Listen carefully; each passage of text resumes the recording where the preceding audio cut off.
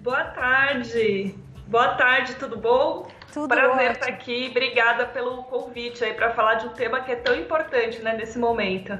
Com certeza. As pessoas estão mais em casa. Eu acredito que essa pesquisa deve estar falando desses gastos, porque alguns a gente está economizando, né? E eu queria que você falasse um pouquinho disso. O que a gente tem feito em casa que está gerando um pouquinho mais de gasto e como que a gente pode melhorar isso? Bom, eu acho que essa quarentena provocou uma mudança nas nossas rotinas em todos os sentidos, né? Inclusive no sentido financeiro. Como você bem pontuou, né? Tem alguns gastos que a gente tem economizado, como é o caso do transporte, afinal, né? A gente espera-se que as pessoas estejam em casa, é o caso de bar, restaurante, mas alguns gastos a gente tem observado um aumento considerável no orçamento ali mensal das pessoas. É o caso do mercado, é o caso da água e da luz, né? Afinal, as pessoas estão trabalhando de casa, estão usando mais o computador. Algumas crianças, né? O meu filho mesmo estava tendo aula online hoje, então a gente está com o computador ligado o dia todo. É o caso da água, porque a gente está lavando mais a mão. É o caso até de aplicativo de pedir comida, porque as pessoas cozinham em casa, mas também eventualmente se cansam da própria comida, pedem ali, né? E esses pequenos gastos acabam provocando um descontrole, né? Se você não tiver ali tudo anotado na ponta do lápis, observar realmente o que está acontecendo no seu orçamento. Com certeza. Como é que a gente pode começar a melhorar isso? Se a gente for pensar na energia, por exemplo. A gente sabe que às vezes a gente deixa algumas coisas ligadas, que poderia desligar. O que você diria para as pessoas em casa que é bom a gente ficar atento ou de repente até trocar algumas coisas em casa? Uhum. São hábitos que, em geral, a gente já deveria adotar, né, no nosso dia a dia, em qualquer situação, mas acho que nessa quarentena se fazem cada vez mais importantes. Então, o fato de muitas pessoas estarem trabalhando de casa, por exemplo, faz com que você fique com a luz acesa. Se você tiver a disponibilidade, né, de trabalhar num ambiente que seja mais claro, é uma boa solução, porque você não fica ali o dia todo com a lâmpada acesa. Tirar os aparelhos de stand-by, né, da tomada, só esse hábito já reduz em 12% mais ou menos a conta de energia. E, enfim, em ambientes que você utiliza muito a energia, né, como é o caso de algum corredor, algum ambiente que ali de transição, né, entre um cômodo e outro, é interessante também, sobretudo nesses ambientes, você colocar lâmpadas que sejam mais econômicas, fluorescentes. Então, todos esses pequenos hábitos, no fim das contas, te causam uma grande economia ao longo aí de 6 meses, um ano. A gente sabe que os maiores gastos agora tem sido o supermercado, né? As pessoas estão comendo mais em casa. E a gente sabe que tem algumas diquinhas aí que são necessárias para quando a gente for ao mercado, até mesmo para a gente evitar de ficar indo toda hora, mas para que a gente também não gaste além do necessário. O que você falaria para as pessoas e quanto a gente pode economizar fazendo mais ou menos correto com a nossa listinha? Você já deu spoiler aí da resposta. Realmente, né? E o mercado muitas vezes faz com que a tentação seja muito grande, né? Porque sempre tem um item que está em promoção, sempre vai ter alguma coisa que vai fazer você sair ali da sua lista, né? Um chocolate, vai estar lá, vai pensar, vou fazer um bolo, e aí vai acabar comprando coisas que não são necessárias. Então, o interessante é sempre você ir com alguma lista no mercado, deixa ali um papel na própria cozinha, em um ambiente de fácil acesso, faltou um item, anota, mas não vá sempre ao mercado, porque quando você vai muitas vezes, você corre o risco de comprar muitas coisas a mais além dessa lista.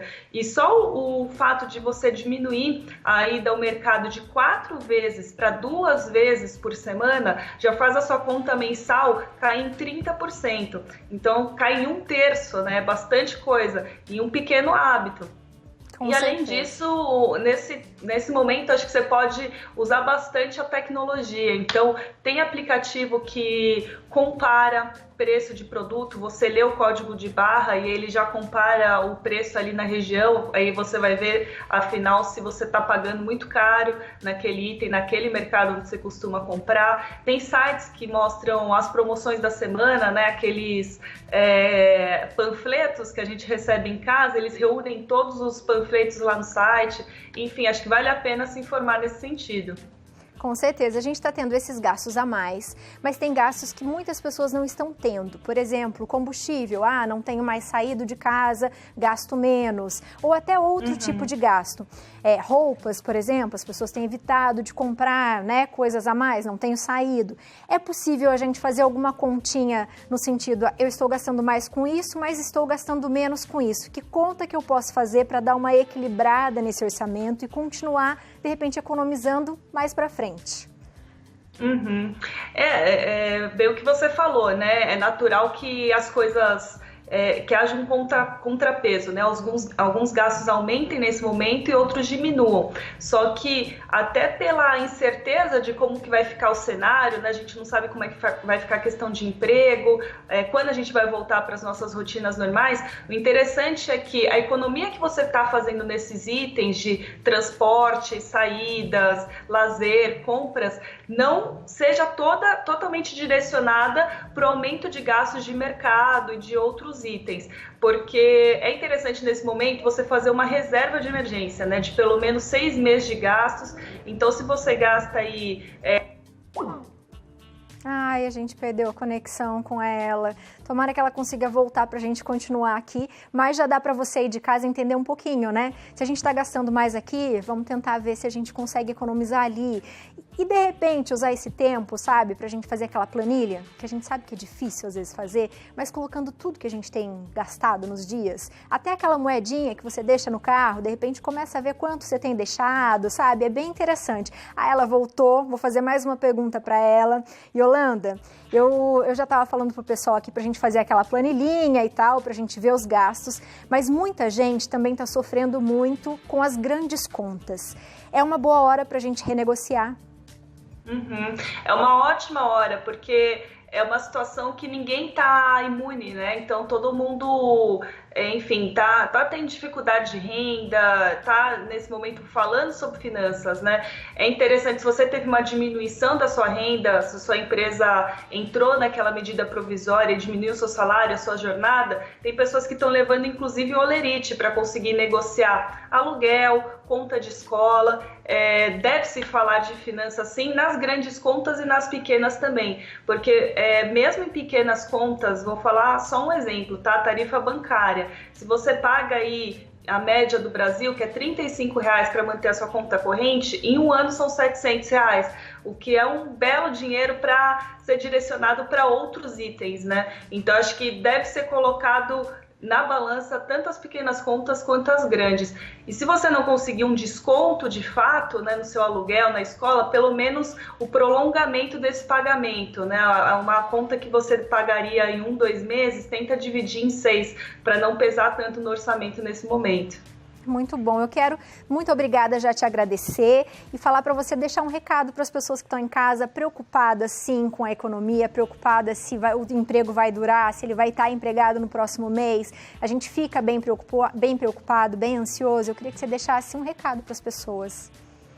Bom, o recado é que um dia a mais na quarentena é um dia menos na quarentena, né? Então, acho que essa situação é difícil para todo mundo, causa ansiedade, inclusive na parte financeira, mas é um bom momento, mesmo que na marra, a gente aprender, né, a lidar ali com o dinheiro e eventualmente viver um degrau abaixo, né? Se você ganha aí R$3.000, se imagina ganhando 2.000, se imagina ganhando 2.500 para já se adaptar a um momento mais difícil. Caso lá na frente você sofra uma perda de renda ou essa situação se prolongue por mais tempo.